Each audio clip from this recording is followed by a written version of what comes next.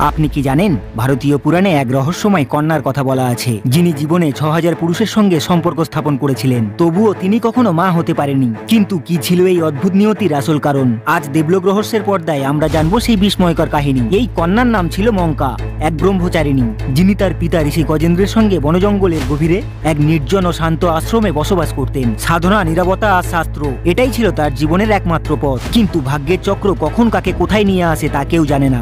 একদিন এক যুবক পথ হারাতে হারাতে ঋষির আশ্রমে এসে পৌঁছালো। সে নম্র স্বরে মঙ্কাকে বলল, হে সুন্দরী, আমি পথ ভুলে গেছি, আপনি কি আমাকে সঠিক দিশা দেখাতে পারবেন? মঙ্কা আগে কখনো কোনো অপরিচিত পুরুষকে এত কাছ থেকে দেখেনি। যুবকের চোখে ছিল এক অদ্ভুত আকর্ষণ, যা তার মনকে যেন অজানাভাবে টেনে নিল। ধীরে ধীরে সেই আকর্ষণ পরিণত হলো প্রলোভনে, এবং দুজনেই বাসনার ঘুরে ডুবে গেলেন। ঠিক তখনই আশ্রমে ফিরে এলেন ঋষি গজেন্দ্র। তার চোখে ধরা পড়ল সেই দৃশ্য। রোষে তার মুখ অগ্নিশর্মা হয়ে উঠল। ক্রুদ্ধ স্বরে তিনি বললেন, মঙ্কা, তুমি ব্রহ্মচর্যের পথ ভেঙেছ, তার শাস্তি তোমাকে পেতেই হবে।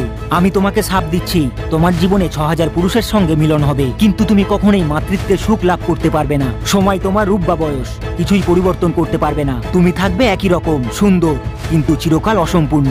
বিশ্বাস করা হয় ঋষির এই অভিশাপ এতটাই শক্তিশালী ছিল যে মঙ্কার জীবন সত্যি ঠিক সেইভাবেই কাটে। তিনি রইলেন অপূর্ব সুন্দরী, কিন্তু চিরকালের জন্য বঞ্চিত মাতৃত্বের আশীর্বাদ থেকে। বন্ধুগণ, ভারতীয় পুরাণের এমন আরো অজানা রহস্য আপনি যদি জানতে চান, তাহলে এখনই সাবস্ক্রাইব করুন আমাদের চ্যানেল দেবলোক রহস্য, কারণ এখানে প্রতিটি গল্প উন্মোচন করে দেবলোকের গুপ্ত কাহিনী।